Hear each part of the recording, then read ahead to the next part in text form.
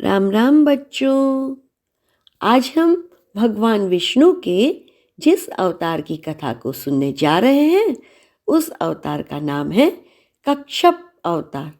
कच्छप यानी कछुआ। भगवान नारायण को अब कच्छप का रूप क्यों धारण करना पड़ा, आइए हम इस कथा से सुनते हैं। प्राचीन काल की बात है।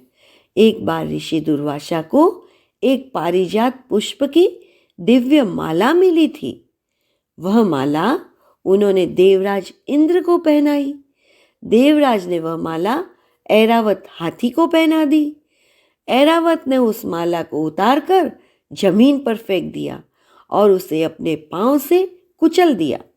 इस पर ऋषि दुर्वासा बहुत क्रोधित हुए और इंद्र जी पर गुस्सा करते हुए कहा, हे देवराज, अपने ऐश्वर्य के नशे में चूर होकर आपने मेरी दी हुई माला का आदर तक नहीं किया, इसलिए मैं तुम्हें श्राप देता हूं कि तेरा त्रैलोकी का वैभव नष्ट हो जाएगा। उस श्राप से सभी देवताओं ने अपनी अपनी शक्ति को खो दिया और ऐरावत उनसे दूर हो गया। वह माता लक्ष्मी भी उन्हें छोड़कर समुद्र में चली गई। तीनों लोकों का वैभव भी समाप्त हो गया। तब दानव लोग भी देवताओं को परेशान करने लगे और देवताओं और दानवों में आपसी मतभेद के कारण बहुत शत्रुता बढ़ गई थी। आए दिन दोनों पक्षों में लड़ाई होती रहती थी। एक दिन राक्षसों के आक्रमण से सभी देवता भयभीत हो गए। वे भागते भागते ब्रह्मा जी के पास गए। ब्रह्मा जी की राय से सभी लोग भगवान जगत गुरु की शरण में जाकर प्रार्थना करने लगे। देवताओं की प्रार्थना से प्रसन्न होकर भगवान ने कहा, देवताओं, तुम लोग दानवराज बलि से प्रेम पूर्वक मिलो। उनको ही अपना नेता मानकर समुद्र मथने की तैयारी करो।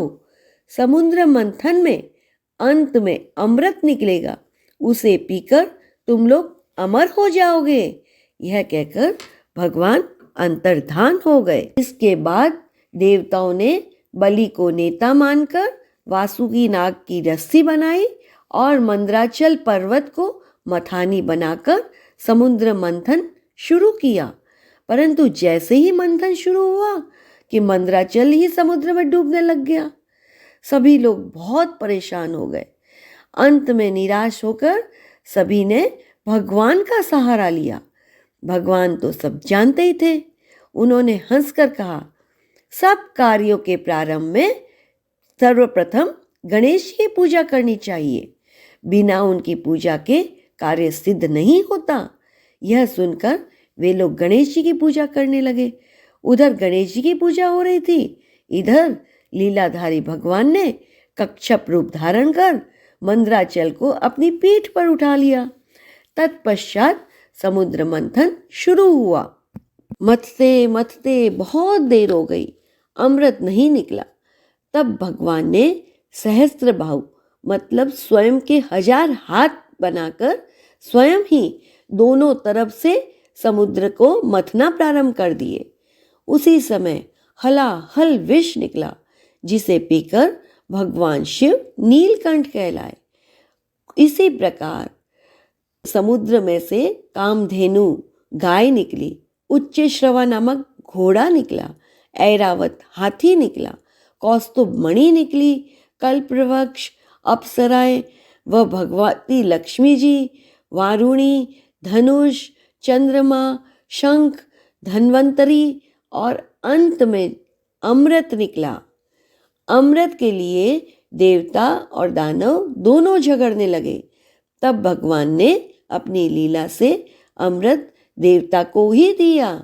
अमृत पीकर देवता लोग अमर हो गए और वे युद्ध में विजयी हुए। विजयी देवता बार बार कच्छप भगवान की स्तुति करने लगे। उनकी स्तुति से प्रसन्न होकर भगवान ने कहा, देवताओं, जो लोग भगवान के आश्रित होकर कर्म करते हैं वे ही देवता कहलाते हैं। उन्हें ही सच्ची सुख, शांति और अमृत या अमृत तत्व की प्राप्ति होती है। किंतु जो अभिमान के सहारे कर्म करते हैं उन्हें कभी भी अमृत की प्राप्ति नहीं हो सकती। यह कहकर भगवान कच्छप अंतर्धान हो गए। भक्तों के परम हितैषी कच्छप भगवान को हम सब नमस्कार करते हैं। नारायण नारायण नारायण नारायण।